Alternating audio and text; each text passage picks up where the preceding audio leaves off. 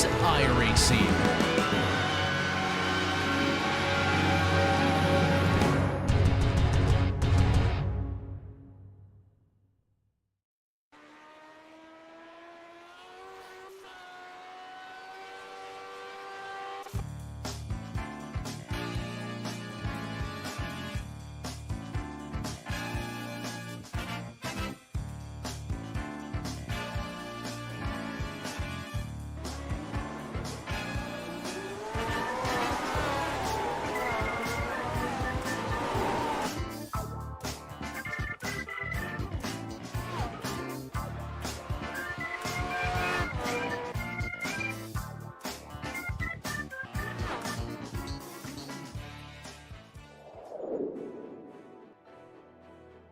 This community seems to go by the philosophy is might as well kick things off with a bang.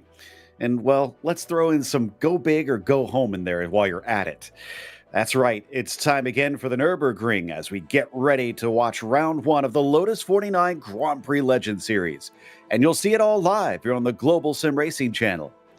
Hi, I'm Joe Peak, and with me in the booth is Joseph Black. Behind the scenes is our director, Christian Duploy, and he's using cameras provided by Dougie Beard. With nearly 16 miles to cover, we'll do our best to introduce you to this place with our GSRC track guide. Welcome to the Nürburgring Nordschleife. Most modern high-end series might use the GP circuit nowadays, but it will certainly never hold the respect and awe that the Northern Loop commands. Though it can be and is usually used in conjunction with the Grand Prix circuit for competitions in real life, here on iRacing, drivers can harken back to a time gone by and just run the 13-mile behemoth this place is known for. Nicknamed the Green Hell by three-time F1 world champion Sir Jackie Stewart, it is often regarded as the greatest test of a driver anywhere on the planet. Just looking at the stats will tell you why. More than 150 turns and close to 1,000 feet in elevation will pass you by in a single lap. Simply memorizing the course is half the battle for most drivers, let alone being fast. It goes without saying that this place is dangerous. Many fast corners lack runoff, there's blind apexes everywhere, and in a couple cases, even modern cars will get airborne. The list of famous turns is pretty lengthy, but some of the more notorious are places such as fluke plots, Miss Hit Miss, Bravery Corner, and of course, the ever-iconic Carousel. It's not just the places where you've got to move the wheel that get attention too.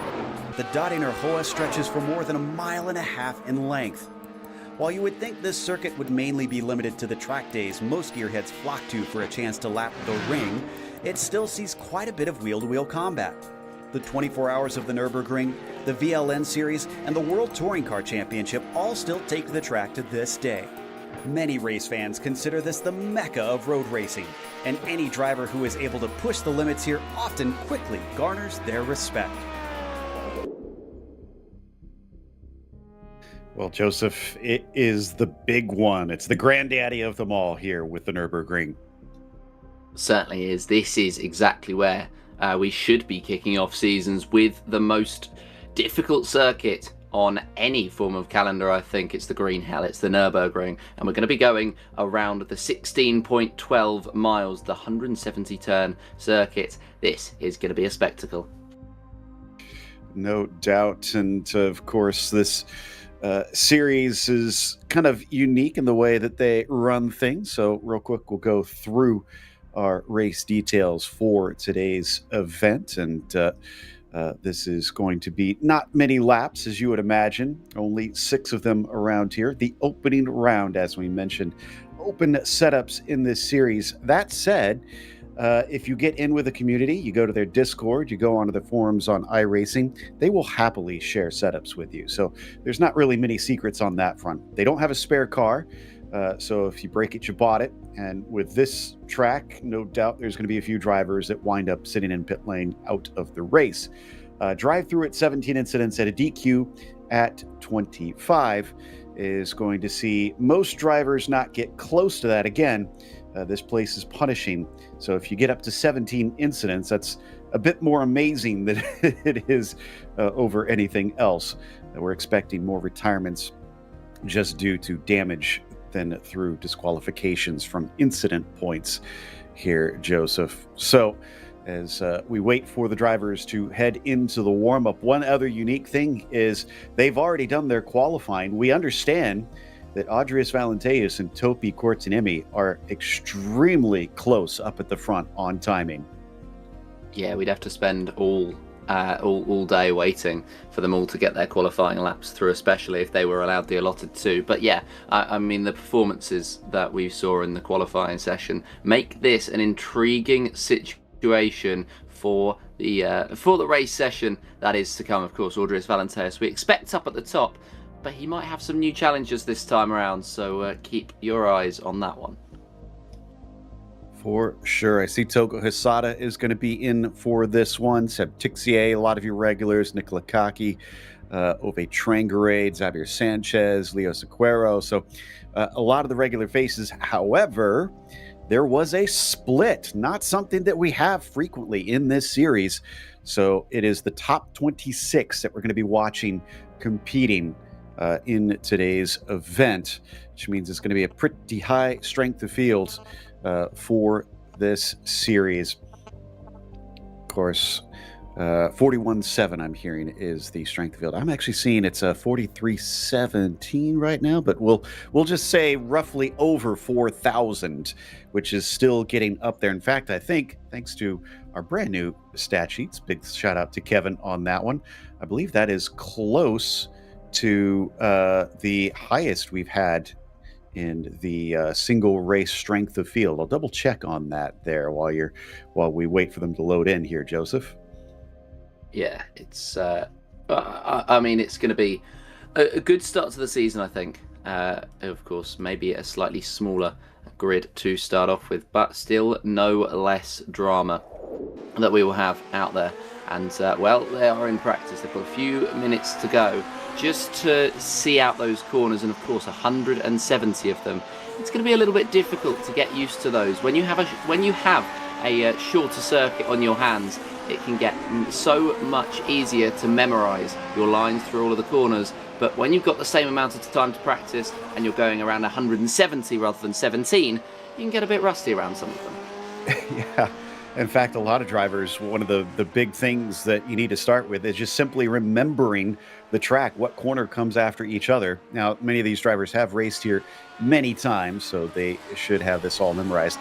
I was able to pull up the info, and this, I believe, is going to be the second highest strength of field we've ever had in the Lotus 49 broadcast races. So this is a significant race today, and so we just wait for them to wrap up this practice. Again, qualifying is already finished because they have to do it in a separate session just to have enough time to get through. But this is on to the Nordschleife session. We saw Seb go through the Grand Prix course. That is definitely the safer spot to try and make passes and have mistakes, Joseph. Yeah, it's so much easier to make mistakes through there. I mean, this circuit is all about endurance, so there can be so many different spots where mistakes can be drawn out. And, well, the drivers are just going to have to keep right on it. It's going to be the first sector I think they're going to struggle the most out of all of them, just because it will be all of the cars heading down through there to start off the lap. And there goes one of the moments that the drivers have been thinking about in terms of the airtime they get because of the new updates they've got on those cars. Yeah, we've been told that the cars are a little bit sketchy on landing these days, so drivers will have to make sure that they have set it up right in the air. Not something that you really do much in modern race cars. Think about what you're going to do when the wheels leave the ground. Usually you're trying so hard to keep them on the circuit, but to be fast here at the Nürburgring in the 49, you absolutely have to be comfortable sending it over the couple jumps that happen over the course of the lap. This is down through compression, the opposite here for Seb Tixier before it gets light coming over into Audenauer Forst, and then immediately slows up as this section smacks you in the face, keeping you at much lower speeds and then sending you off as you shoot out the other side once again. That's what I think is so crazy about this track as well, Joseph, is you've got these hugely high-speed sections, and then at the same time, you've got these fiddly technical little parts that you have to be used to. So you need a car that's good at everything. You certainly do. It needs to be an all-rounder, and that will come with the length of this circuit. Of course, it's one of those things where you just have to keep trying to plug away and practice and trial and error, although sometimes that can be a little bit more difficult. Practice has come to an end at the Nordschleife in Nürburgring, and well, of course, we're on the combined circuit. We should be getting the racing going very shortly. 6 laps around this hugely long circuit, and who will be able to come away not just as a winner, but who will simply see the checkered flag. That alone is a serious test in today's race. And now that we've got the grid up, Topi Kortaniemi is actually on pole over Andres Valenteus. I thought it was Valenteus who was ahead, but it looks like not, as Togo Hisada starts from 3rd and Seb Tixier in 4th, and it's Kaki P5 and Sequeiro starting from 6. A really murderous row there for your top 3 rows. Gary Ho starts 7th and Kevin Verbruggen in 8th. Xavier Sanchez good enough for 9th, and Marco Nurmela will round out your top 10, Joseph. Yeah, there's your top 10. In 11th place will be Bill Tyler alongside Aaron Smith. Ryan Turcott and John Olsen will be 13th and 14th. And Pedro Temaladri will be alongside Josephine Becker on the 8th row of the field. Laus Olsen and Andrew Petty make up the 9th, and then Matthew Maudsley and Marco Antonio Lopez Salgado will be the drivers to round out the top 20.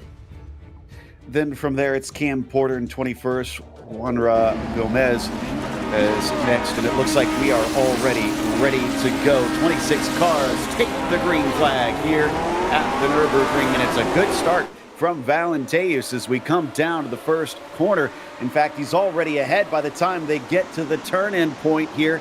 And remember, it's the chicane version. It's not the full hairpin, as everybody tries to siphon down and find their way through. I saw a little bit of a problem towards the very back of the field, but the front seems to have handled it well with a new leader out of the first corner in Valenteus. Yes, a good move, and he made his way into the lead of this race. Of course, those top 2 with a very, very good start indeed. They've been able to eke out that gap. Not quite sure what it would be about. I'd say that's about 7/10 of a second. That's 1.2, so even bigger than the gap that I thought it was. And that is very good for Kortaniemi and for Valenteus. A couple of moves further down the order, I think that was Bill Tyler getting through, and Josephine Becker for 12th place. John Olsen is having a fight here with Becker, and there was a moment in turn number 1. That was between Hervé Trengerade and Soom right at the back of the field, and now they find themselves even further down. Very unfortunate. I think Ove was able to get away with it a little bit better, but Morgan is at the back of the field after that one. Matthew Maudsley, as we got a car to the outside, it looks like that is Andrew Petty who falls down towards the back of the field himself. At least you'll be away from the pack once they get to the Nordschleife portion, which is where things narrow up, and if anybody has a mistake, you do not want to be near them because it is so hard to avoid getting collected in others' accidents. Absolutely, it is incredibly difficult because of the nature of this circuit, how tight and twisty it can be, and they're going to try and avoid everything by any means necessary. This is the fight for the lead of the race. The top 2 split by 0.2 of a second. Valenteus leading Kortaniemi, and of course we're going to have a 50-minute race on our hands rather than a set amount of laps, and so we'll be seeing these drivers, I'm sure, heading through as they go. But Kortaniemi, of course, 0.3 off the back of Valenteus. There we go, the timing is fixed. That was the maximum timer that we have in our session. We're going to have 6 laps of racing here today, and well, these two very locked together already, 1.4 ahead of the field. Wow, I mean, really taking off, and that's going to be critical because the slipstream is so powerful. But let's see what happens here at Fluke-Klotz. Both of them managed to get through, but I'm worried about everybody else behind them as well. Down through Cottonbourne, we watch the rest of the field over Fluke-Klotz. So far, so good. But Marco Numella, I think, was caught out by it. Meanwhile, side by side nearly, and off into the grass through the Swedish cross, and somehow Topi Kortaniemi does not wreck with 4 wheels off into the grass. I've never seen somebody survive that in the 49s. Absolutely not. Sensational, but I think there was a few drivers who had problems right there. We can see a replay of the race start. This was Morgan Soom and, of course, Hervé Trengerade just washed out wide, a bit of contact on the inside and going airborne before the flood path. So that's not what you want to see. We have had 6 drivers with meatballs, 6 drivers out of the race. Maudsley, Olsen, Turcotte, Namella, and now Andrew Petty has joined that group of drivers who've got meatballs. Surely must have had problems at the fluff bats, and that's what they're going to try and avoid. Wow, that is a lot of cars. It sounds like we're going to see what exactly took so many of them out. I'm guessing somebody bounced back onto the track.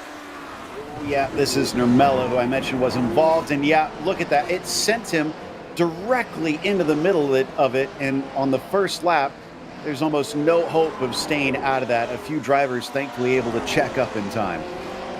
Yeah, thankfully.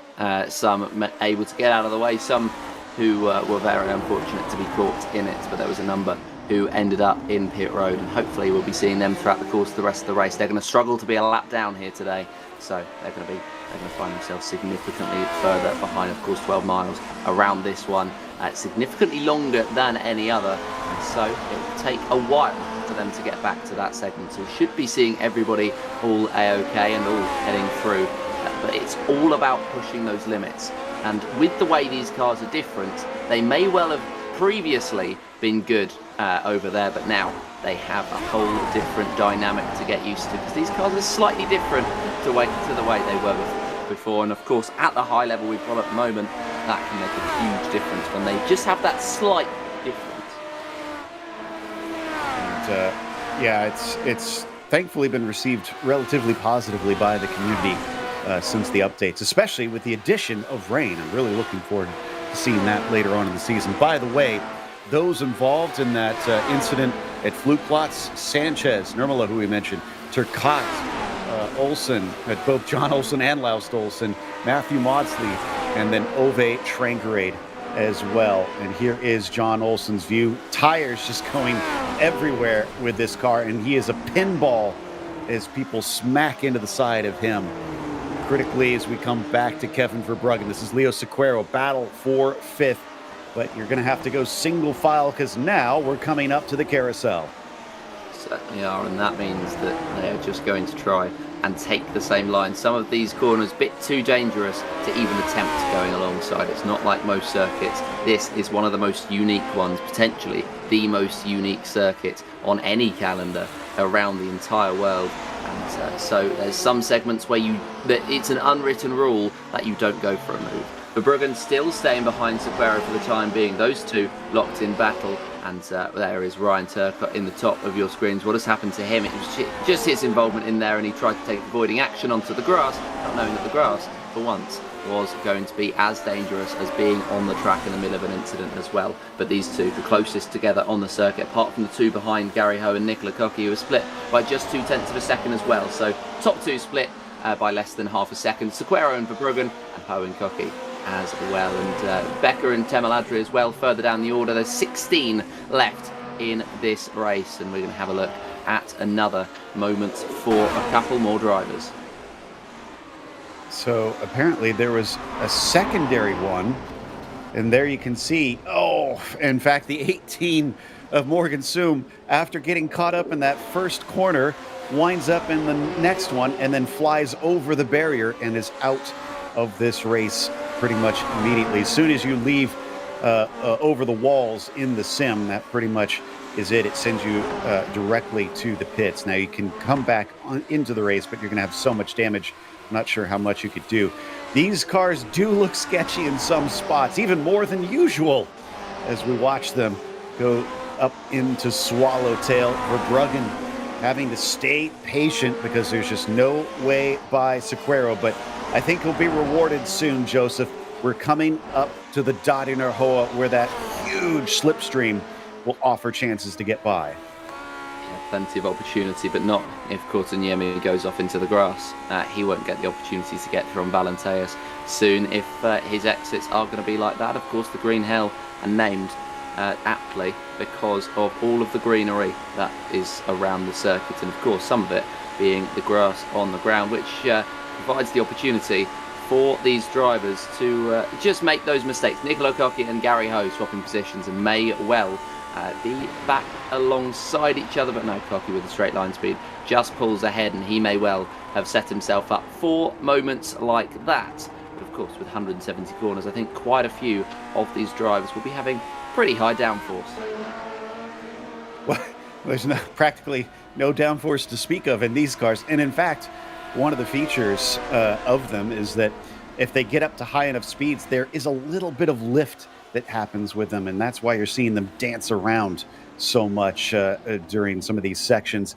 I think that onboard view that we saw from Audrius down the Dottinger was also very illustrative, because you pointed out how Topi went pretty far into the grass on the way onto the Dottinger. Even with that big loss of speed, he gained right back up to the gearbox by the end of that massive straight. So the slipstream is going to be so important, especially when it comes to overtakes. Now we're down with Tim Aladri chasing on Josephine Becker. This is for just outside the top 10. Yeah, it is certainly for that 11th spot, a difference between Becker and Bill Tyler, who's just inside of 5 seconds. Tim Aladri, though, just 2/10 off the back. And of course, Marco Antonio Lopez Salgado is just outside of the range of these two at the moment. But if one of them makes a mistake, if there is a bit of contact between the two, then you can be seeing Salgado slip through. That's what he'll be hoping for at this point in time. Just a moment between these two, or maybe just a moment between these two that drags him right into the thick of the fight. And well, that will be, of course, for that 11th place. Bit thrown up of the dust just ahead of him, with Josephine Becker trying to extract as much pace as she can in this race. Tim Aladri just trying to find an opportunity to make his way through, and there will be plenty of opportunities, because they won't take perfect cornering every single time. Then Tim Aladri might be able to get a better exit, he might be able to outsmart Josephine ahead, or may well just use pure slipstream. But no, for the moment, just wait in behind. And you can understand that we're only on to lap 2. There's plenty of time, plenty of opportunities for him to make his way back through. Certainly seems to be gaining a couple spots as we watch over the shoulder of Pedro there, back onto the Nordschleife. But you're right, they keep being caught by Salgado behind them. He's getting ever closer every time we switch to a new camera. So it's going to be a bit of a sandwich for Pedro, having to both attack ahead of himself as well as defend the driver behind. But for now, he's got a little bit before he gets to another long straight. You can see it weaves back and forth through this little S's section, through Hatzenbach and Hackeichen. And then you finally get to open up here Quiddelbacher Hoa, which is essentially this part that leads into Flugplatz. Right here, hopefully everybody keeps it good. Didn't get air. Salgado trying to take the safe route up and over the crest. Yes, trying to take the safe route, just does not want to lose the rear, and that is exactly where we will be seeing lots of mistakes. So that's where we saw a lot of moments on the first lap, because the drivers they just took too much speed into it, really, is the case. Of course, you can get distracted when you're fighting on the first lap. You can get very, very thrown off just by all the other cars that are around you, and you just need to make yourself known, and trust yourself as well. Trust yourself that you're going to be in a very good position out of the exit of the corner, enough to defend, and then they're going to have to push too hard over the crest. Tim Aladri getting closer than he has been before on the back of Josephine Becker, but it's going through the single file sections once again, the ones where it's difficult to make the move. And what's the phrase that they often use? Race the track, not each other, sort of thing. This place applies in spades, and so far is working out well for Josephine. While we've been watching this, we don't need to go to it. I do want to say that Topi and Audrius have stretched away from Seb, who is in third, by about 4.5 to 5 seconds. Checking in with Cam Porter in the meantime. He's survived all of that. Started this race in 21st and is up to 16th. He's looking for one more with Gomez just in front of him. Yes, just in front.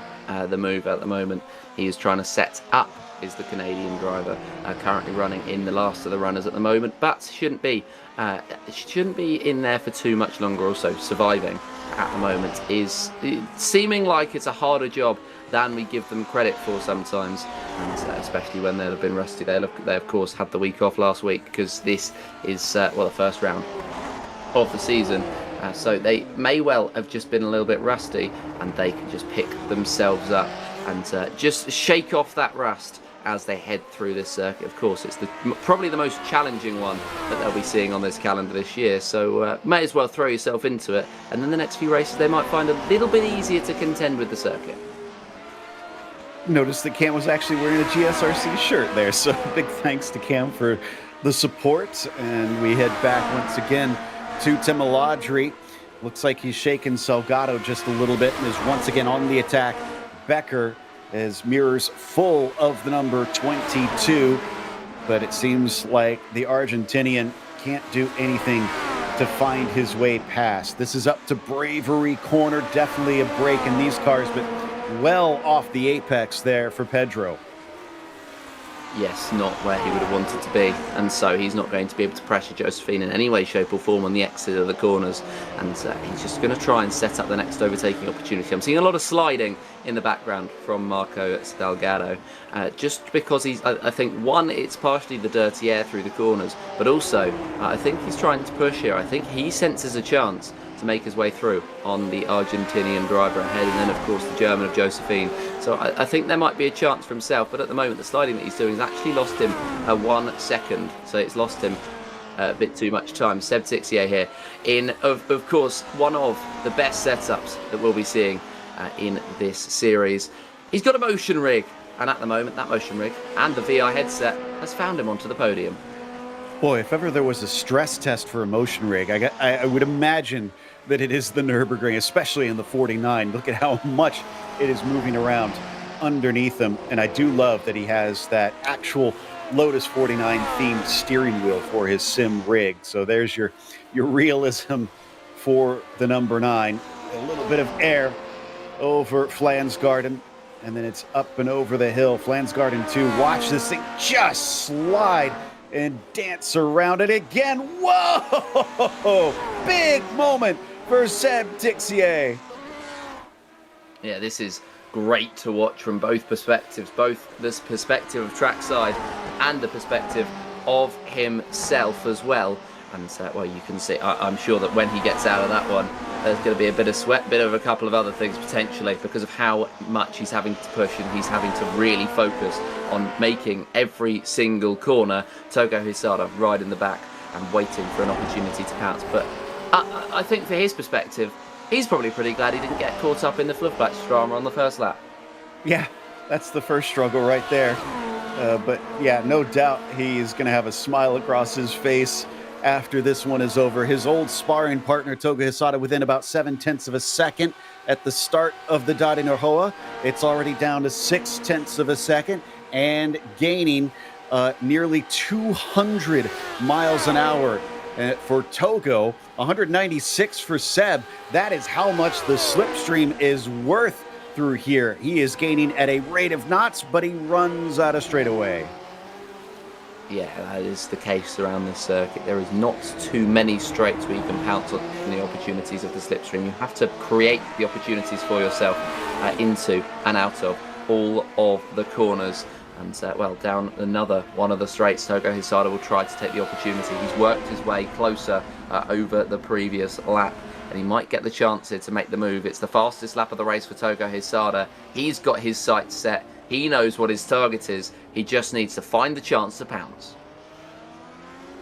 All right, we've got a replay here from a little bit earlier on. Aaron Smith going sideways where you don't want to, and the 21. Does he save it? No, he doesn't. Oh, just clips the barrier. Almost looked like he nearly had it. I think that was through the Beloff S's, like we saw where Seb Tixier had his big moment. Interesting note about Togo Hisada. When he set that fastest lap, there was, I think, only three other drivers that had managed to have a lap that counted. We've gotten a few more in the meantime. I think we're up to about 7 or 8. For those that aren't aware, if you have an off-track or 1X, that will completely delete the lap from the best lap count in the sim. So our best lap will remain blank for that driver if they haven't set a clean one yet. And I've seen a lot of blanks still after those first 2 laps. Also, with 26 starters, I believe we have 10 DNFs already, Joseph. This track has eaten them up. Certainly has, although 0 apart from Aaron Smith on that second lap. So they have cleaned themselves up, they've shaken the rust off, and they've really thrown themselves into the action. Of course, most of them happened very early on the first lap as well. So they've managed to get themselves going. And Morgan Soom, after that start that he would have been a little bit disappointed with the way his season started, he's gotten back going. So shout out to Morgan, because of course that can be incredibly difficult, especially when you know you're going to be significantly down, to pick yourself up and to get back into the race. That's exactly what he's done. So absolutely fair play, and he'll be going to the end of this race, and hopefully he'll be able to finish off the first race of this season. But he might come under pressure soon when it comes to coming through and lapping. At the moment he's 2.5 minutes ahead of those ahead. And well, he's been able to make his way through on Aaron Smith, I think, very, very soon. Togo Hisada getting closer than ever to the back of Seb Tixier, who's 2.5 or 2.1 even seconds quicker on the last lap. And Seb is looking a little bit shaky. Yeah, for Morgan Soom, that's basically 10 free positions right there, starting from 25th. 8, I guess we really should say, sitting in 17th right now. So yeah, that is what you need to do, as wide goes Seb Tixier, and that is going to allow Togo Hisada to just pick off yet another one. So that moves himself into 3rd now, and seems like just sticking with it is part of the goal here. Now Kevin Verbruggen has a chance to also demote Seb yet another. He's not just lost the podium, but he could slip to the back of the top 5.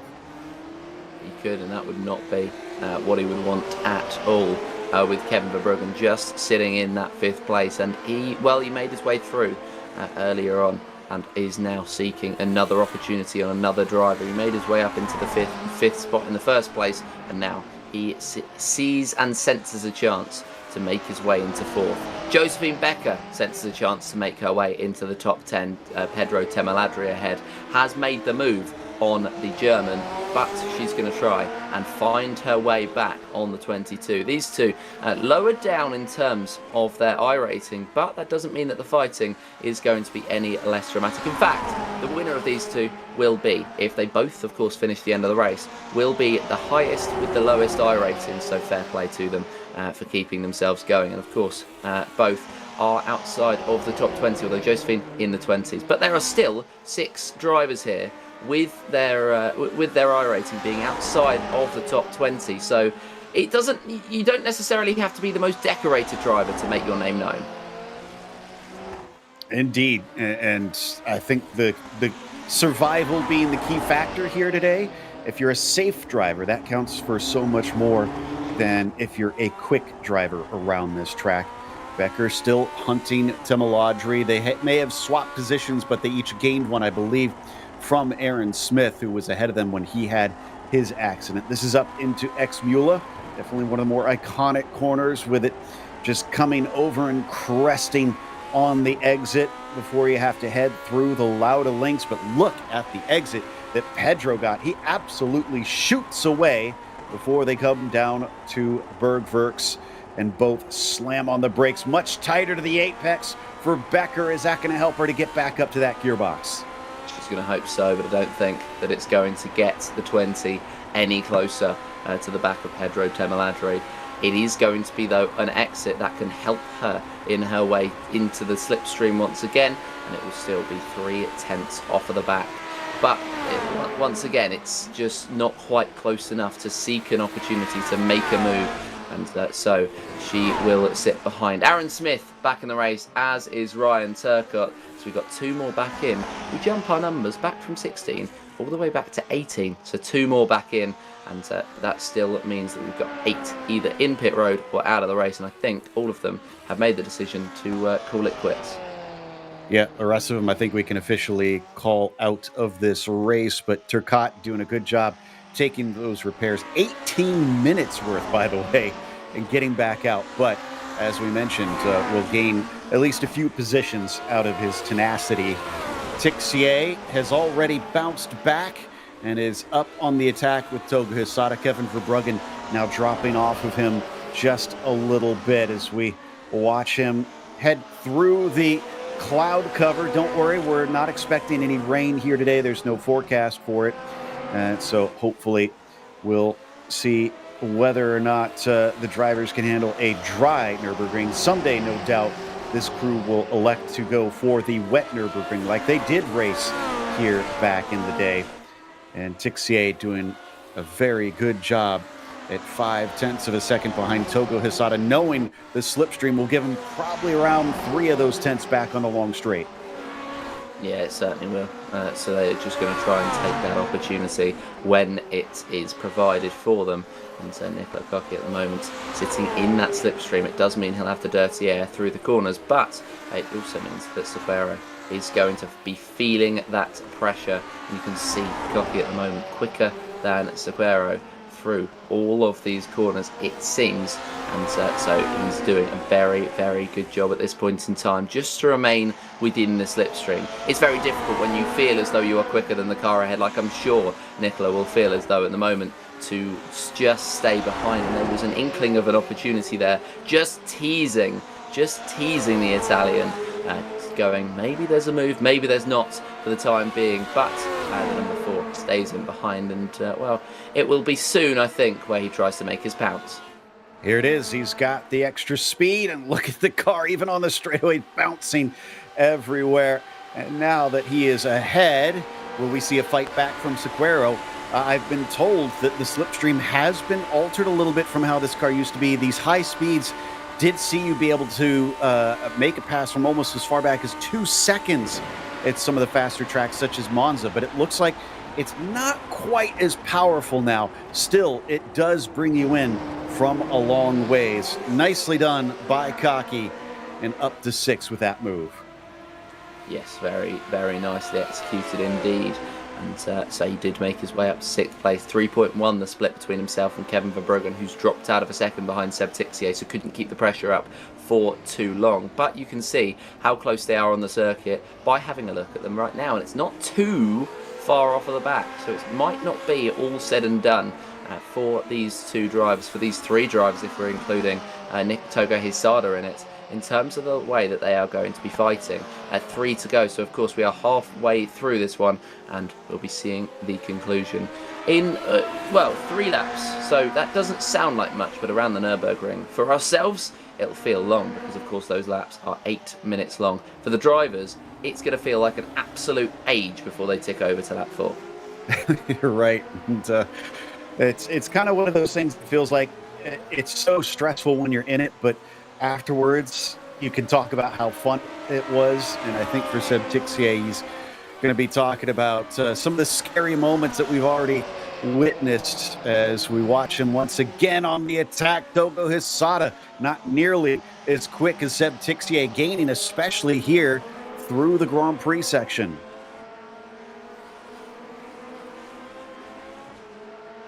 Gain at the moment, but cannot quite sense the opportunity just yet, can Tixier, to jump back on to the podium position. Of course, they both started in this order. Kevin Verbruggen has gained 3 places, though, from his starting position of 8th up to the top 5. Josephine Becker has gained 5 as well, so has Pedro Temeladri, but that is mainly down to the incidents that people have had behind. Morgan Soom has had another meatball flag, so for himself it has not been the greatest way to start the season, unfortunately, but I'm sure he'll be back for race number 2.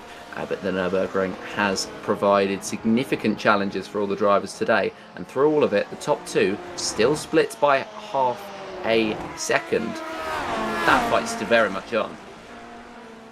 That's what we want to see, the battle for the win not being over.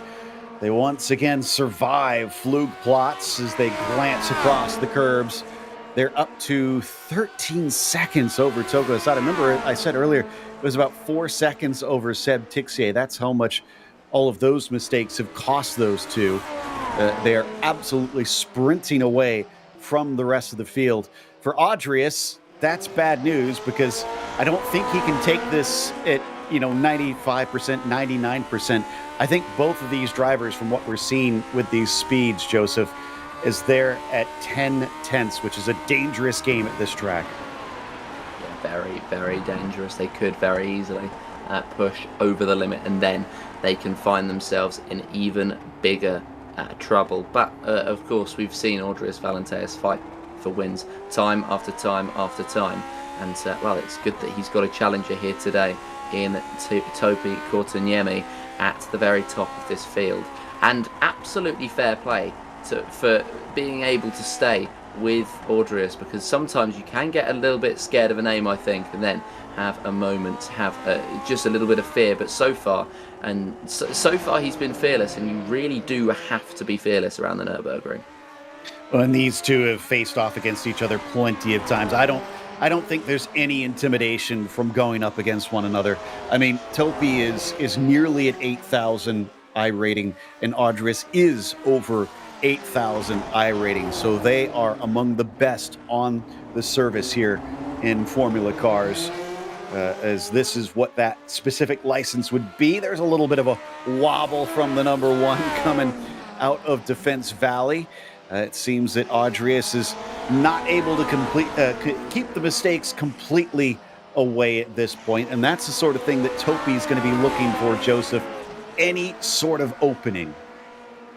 Yes, it should be. There should be openings. There should be openings, and it's just about trying to take that opportunity to make their way through.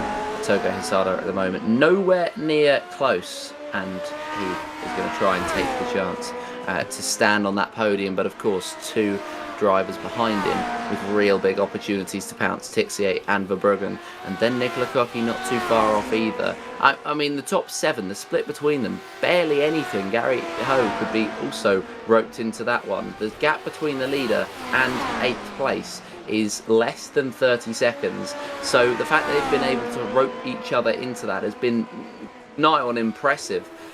The fact that they've just been able to keep it going and keep it this consistent, and that's why we do splits and all these sorts of things, so that we can get racing along these lines where those who are the quickest can fight with those who are the quickest, and everybody else can be matched on pace with whoever's in their splits. That means that everybody is going to have the chance to race against those who are right about the same pace as them, which is why these two, matched on pace throughout the course of this race, can still see it. But there has not been a single valid lap so far in terms of stacking up for the best laps from Courtaniemi. Adrius Valenteus, I believe, has the one, so that's how much they're pushing. They've only had one valid lap between the two. Exactly. So for Topi Courtaniemi, he is throwing caution to the wind. In fact, talking of those invalidated laps, I don't know if this is one of the factors of the update to the car. Something I've never seen before. There's a big moment for Topi catching it out of Vipperman. Is certain corners, I'm seeing Topi almost taking a rally line where he's cutting the inside wheels across the grass in a place or two. Fascinating stuff, Joseph. That this change has, I wouldn't say it's revolutionized the car. It still drives pretty close to how it does, but there's definitely some new features that I'm noticing each and every corner. Yeah, and I think that's what this first race is going to be about for a lot of them, and even those at the back who aren't necessarily going to get great results because they've had bad luck today. I think they're going to use this as a bit more of a testing bed to see what it's like in a competitive session. So, for example, the way that it's behaved in some certain corners has been new, has been different, and so they can take that data away and they can run with it throughout the course of the rest of this season. And even those who are no longer in the race can get the opportunity to watch and to wait and to see what everybody is doing and how they're pushing the cars. Whereas big slide for Courtaniemi, been able to save it, and that was kind of turn right to go left for himself as he settled himself on the exit. But Valenteus appears to have built up that gap just a little bit. It's a 1.2 gap between the two. Yeah, and that is going to be a critical moment for Adrius, because 1.1 seconds when they come out of the dotted row. Let's see how powerful it is this time. down the straight with a bigger gap between the pair of them. That could have been a big moment for the number one to try and break away. And it is down to about 8 tenths of a second. So he's starting to feel that slipstream a little bit, pulling him back in. But it is definitely not enough. He can't afford to make more mistakes like that, Kintopi Kortsanemi. Whoa, and both of them. He absolutely sends it into the braking of Tiergarten and makes up a ton of time. 8 tenths of a second split the two now, so that's about 3 tenths he's got out of the singular corner. So that could have just swung the momentum right back in his favour. Edouard Jaramillo, in the meantime, has had a meatball flag, unfortunately, as Audrius Valenteas and Topi Kortaniemi have both set valid lap times this time around. So they made me eat my words, and they have managed to set times, the fastest of all from Audrius Valenteas, with an 8:23 even 4.68. That will be 4/100ths of a second, 4/1000ths of a second if I can speak, ahead of Topi Kortaniemi in terms of the timings, but they're still incredibly matched, and they are still incredibly quick. Their fastest times are 3 seconds quicker than everybody else. Yeah, you can't say 1 minute anything here unless you're talking sectors, as Josephine Becker once again on the loud pedal trying to attack for a top 10 position. The first corner, the first chicane, a popular place to overtake, but in spite of that, the 20 can't seem to get alongside, so have to wait a little bit longer. Now, is that Bill Tyler? Yes, that's Bill Tyler that I think we're getting glances of just in front of them, and they were not quicker than last time. So Bill, I'm not sure if he made a mistake in the first corner, but theoretically shouldn't be getting caught by them, but I don't remember seeing him this close before.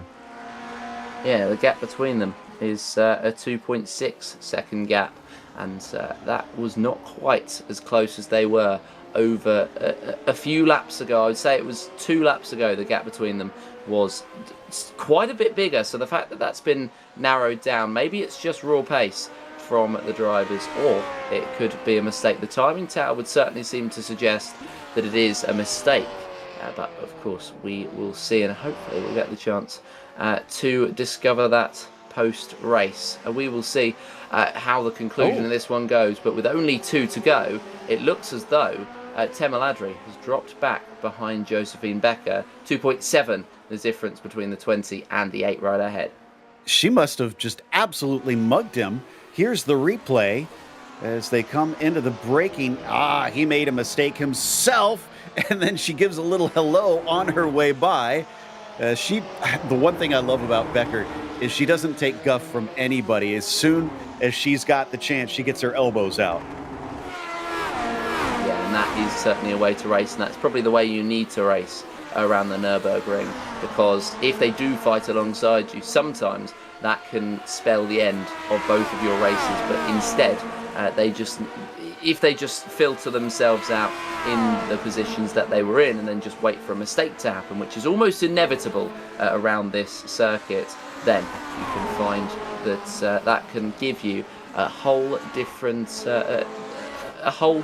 approach and a whole different way of working. And that is exactly the way that Josephine is hoping to operate, and hoping that everybody else is going to operate. They'll hope that they're going to follow suit with what she is capable of doing and what she chooses to do week in, week out, of course, with the driving style that she'll be racing with. Kevin Verbruggen has stayed with Hysada and Tixier for a while now, and hasn't been able to make any inroads just yet, but has looked quicker over the first sector on this lap. So Kevin Verbruggen maybe with a late on charge in the day. He's been improving season on season. Finally got his first win last time out in 2026 season 1. He's not looking at a win necessarily here, but a top 5 at the least, the way things are going. They've got a gap of about 3.5 over Cocky behind them. So they're sitting safe currently, but safe is highly a relative term when you're talking about the Nürburgring. Certainly is. And safe never truly means safe when you're racing around this circuit, because one moment, one corner that you could have could throw you right off of things. and it's just about every corner pretty much trying to catch you out at certain points. Kevin trying to throw the car through all of the corners now, and well, it would just be getting a little bit easier because the car is also, of course, getting a bit lighter, but at the same time, it can start to become very difficult in those exact conditions because the car could step out on you, the car could slip out on you, and so there's never a moment where, around the Nürburgring especially, you feel as though you can kind of take your foot off as you can at some different tracks.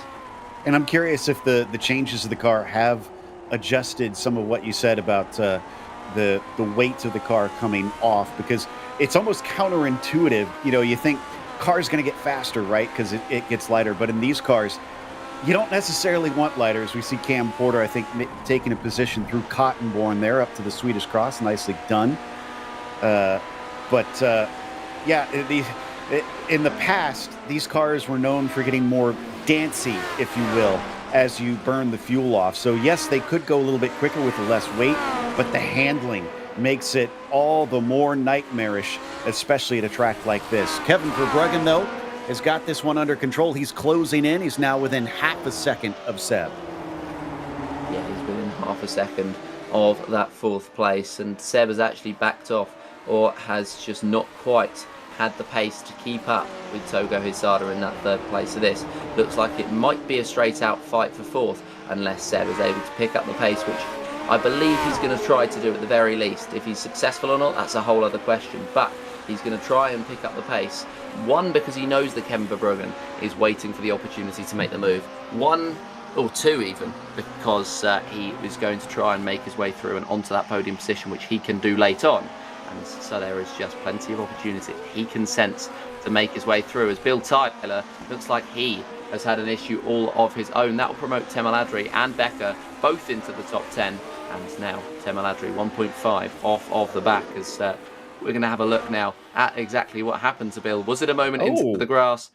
It looks as though the rear's just unsettled and gone in the air, and Bill's just not been able to save it. That's a strange place to get air, too. That is up at Klostertal towards Stylstrecke. I don't know if he hit a curb. I've never seen a car do that there, so that is a strange one. A bit unfortunate that it took him out. I'm not sure that he'll have time to get the car repaired with only 2 laps to go. It might say, about 16 minutes of time that he has to try and get that car back out there, but even still, these drivers will be done probably before then. Kevin Verbruggen lost a little bit on Seb since I last reported. It went up as high as 0.9 of a second, but it has been ebbing and flowing as the drivers are strong at certain parts and weak during others. In fact, strong here up through the Beloff S's into Swallowtail. Verbruggen closes it down from those 0.7 down to 0.5 once again, right where he needs it, coming up to Gallows Hill. If he gets a good exit there, we're off to Dodinger Hoa and the slipstream again, Joseph. Yeah, and well, it's just going to be trying to keep yourself within that slipstream, keep yourself within that range. It typically finds itself that it's about 4 or 5 of difference between being in the slipstream and being out of it, and Kevin Verbruggen at the moment is currently sitting within it, not quite within range to really make inroads, as Tixier and Hisada both look as though they're trying to break the slipstream. Verbruggen cannot quite make his way into it, but right down the end of the straight he's going to, as he will reach 330 kilometers per hour. He will tick over to that, and that is an absolutely sensational pace to be dragging out of one of these poor cars. Yeah, like I was saying earlier, over 200 miles an hour. It was about 3 miles an hour quicker at most parts of that backstretch for Verbruggen over Tixier, but that wasn't enough for him to get the move. I think because Seb had that slipstream from Togo Hisada just slightly himself to help in that section. Up in the very front, if you haven't been watching that tower, as that was a little deep from Kevin, is that Topi is now back by 1.6 seconds. Audrius is getting himself out of reach. He is, and that is that has been the case over the last lap. Valenteus' last time out, 8 minutes 22.780. Topi Kortuniemi over a second slower than him. So whilst he's still setting a 23, it just appears as though Valenteus has the measure on the rest of the field, and he's just got that little bit extra in him as they're going to head on to the final lap. Hisada under pressure from Tixier, under pressure from Verbruggen, and this is going to be a straight dogfight on this final lap for that final podium position.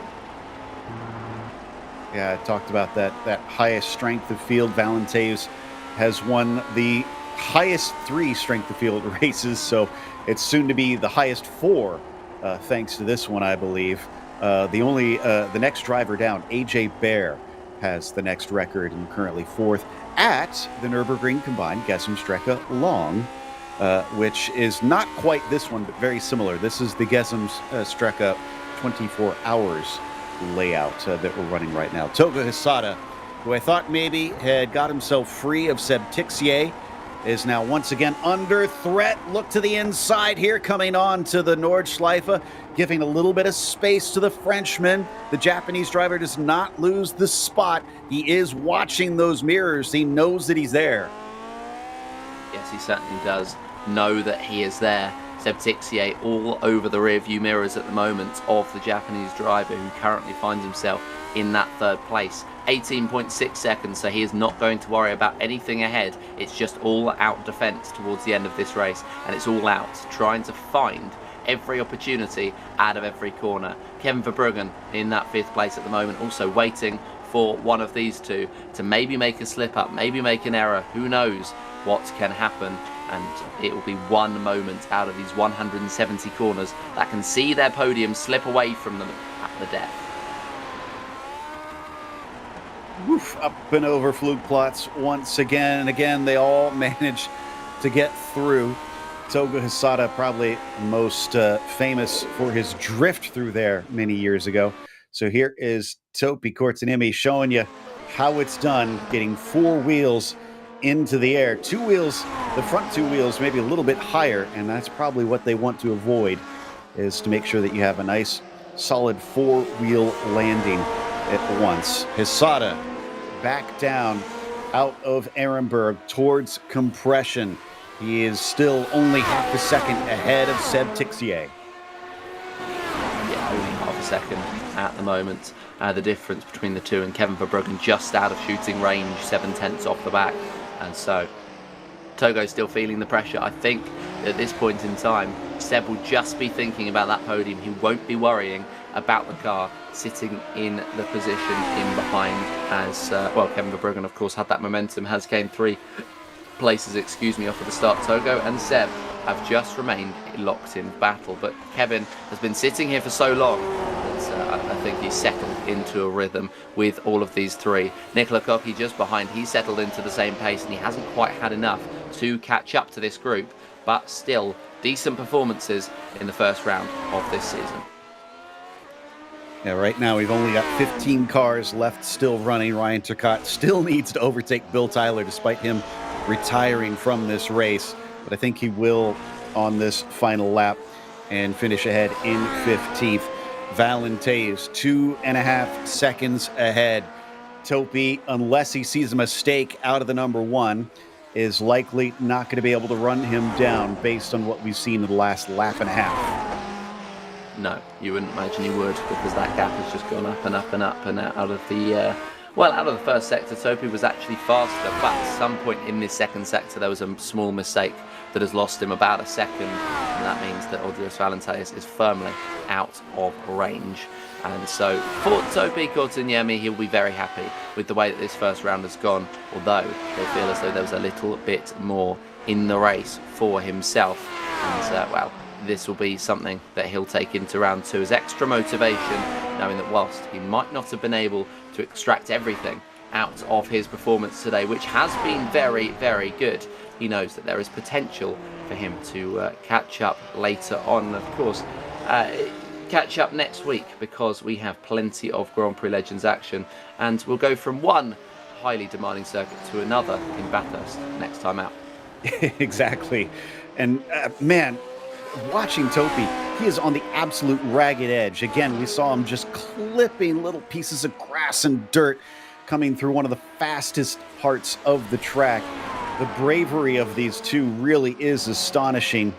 And I think that's part of what it comes down to as well, as you see these big differences in lap times. You're going to see that with such a long lap, Joseph, but at least from my experience both in this car and this track, it is all how many risks you are willing to take around here. Oh yeah, absolutely. It is literally down to who is going to be the driver with the most risks and the most reward. That is the way that the Nürburgring has been taken for years upon years upon years, almost heading up to a decade of racing around here. And well, we will see what will happen, or a decade of documented racing at the very least. But as we are on the final lap, we still have the opportunity to reflect on the performances of some of them, and of course those top two have been absolutely nailing it in terms of the consistency that they've put in. And still at this point, it shows how interesting this new dynamic is with this car. There is barely any steering input from Topi Kortuniemi here. He's absolutely flying, and a lot of the time he's turning the wheel the wrong way.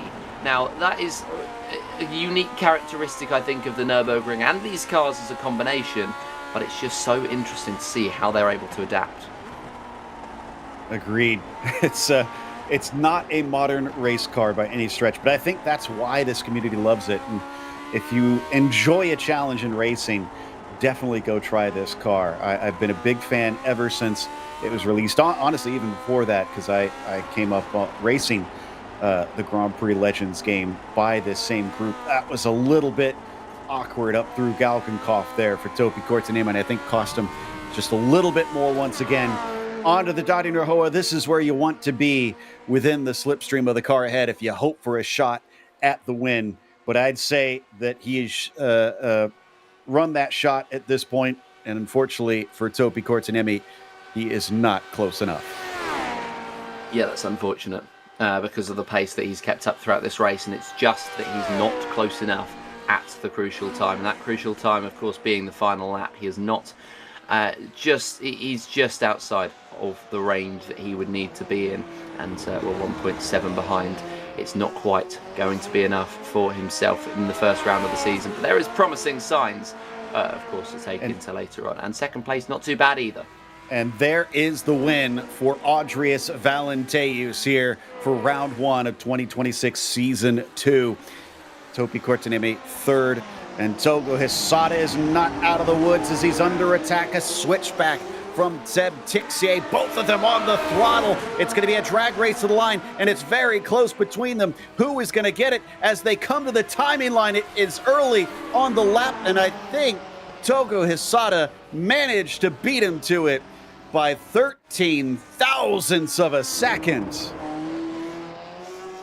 Incredible end to the race, and it was 13 thousandths of a second for Seb Tixier. Gary Ho, another one of those with a beautiful setup with the VR as well. He'll come home in a very comfortable 8th position. Not really much fighting on the circuit for him to do today, but 8th place is a very, very strong result. And in fact, he'll be just outside of the top half, as there'll be 15 drivers who are going to come to the end of this one, and Gary Ho is 8th out of those 15. Josephine Becker is the 9th, and from the German in her homeland, not too bad of a performance either. Had some good fights with Pedro Temaladri and Salgado, and ended up being the victor of those three. There goes Temaladri to the line, and Salgado will be in 11th.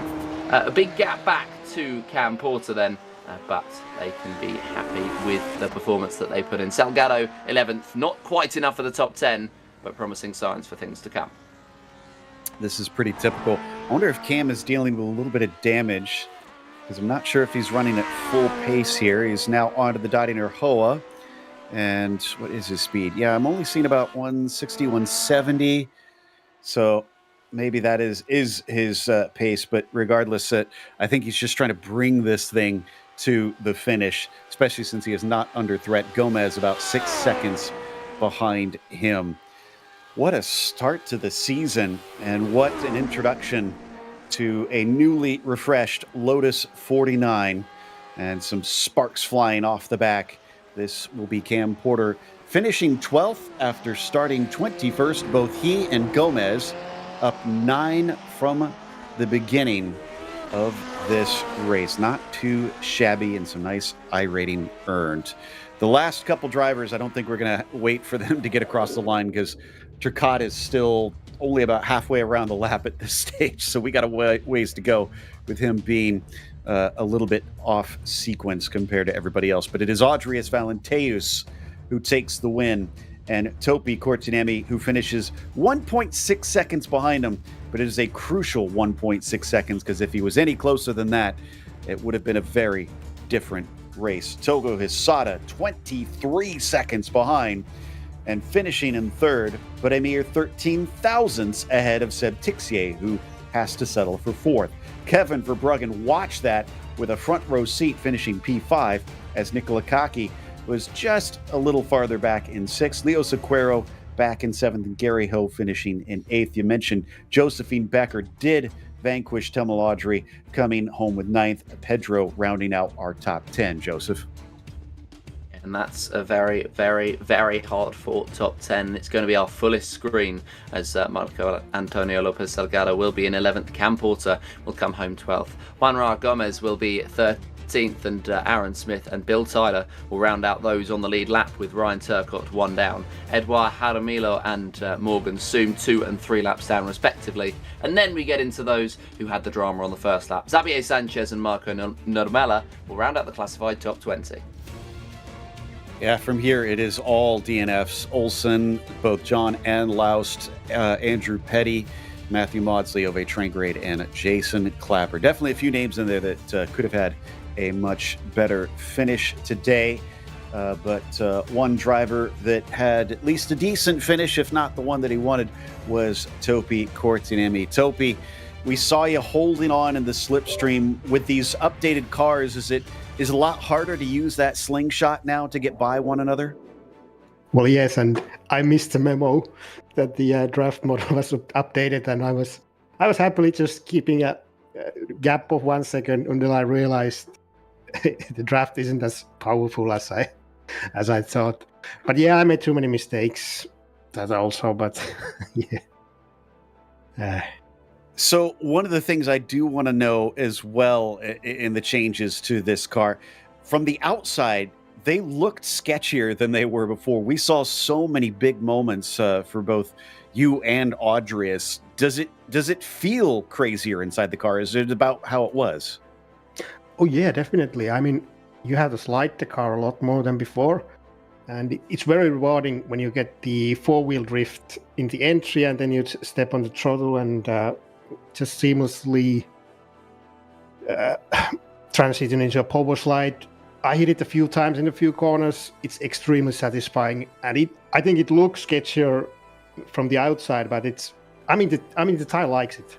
The tire likes to be pushed now. Oh, I've got to get back in this car. This sounds like a lot of fun.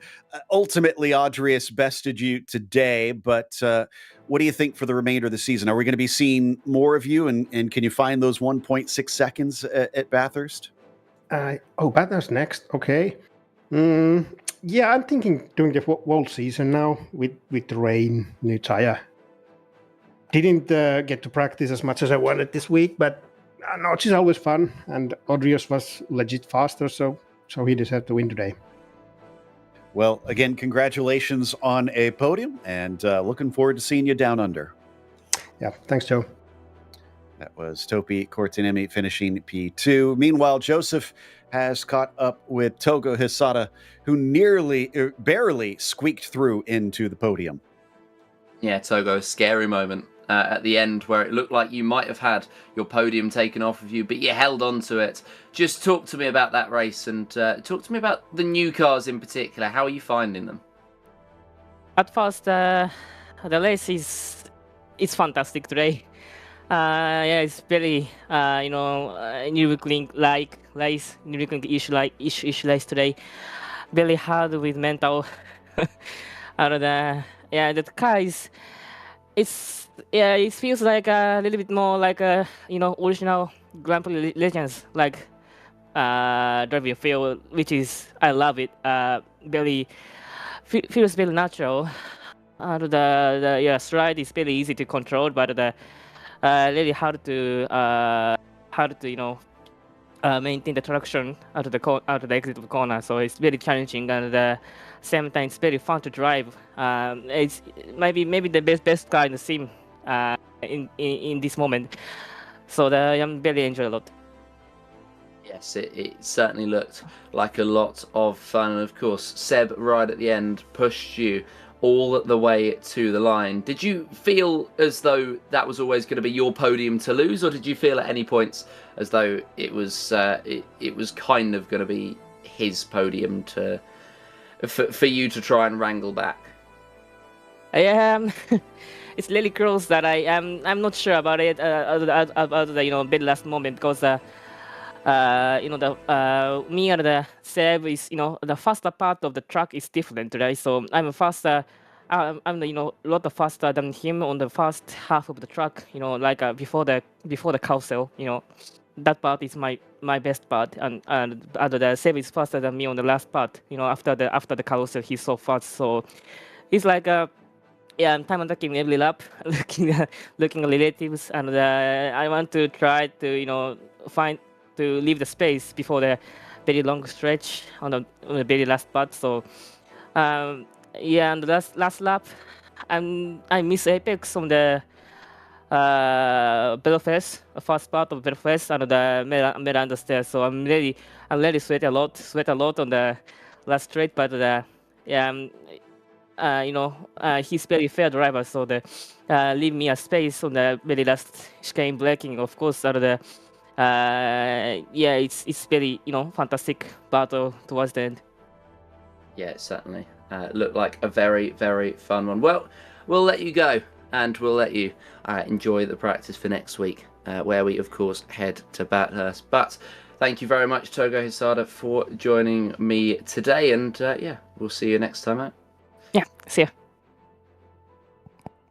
So there's our second and third place finishers, which is going to wrap us up with a big thank you, of course, to the team today, Joseph, Christian, and Dougie.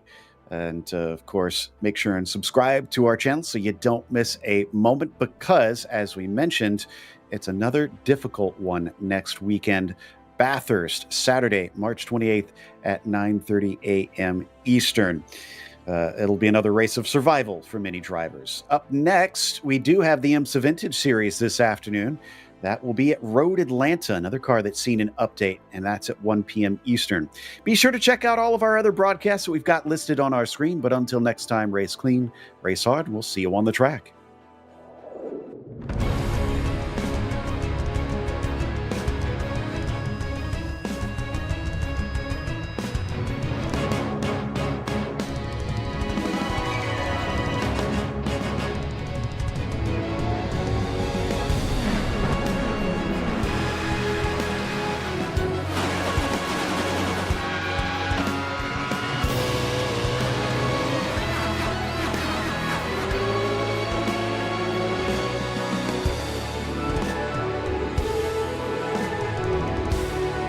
This is iRacing.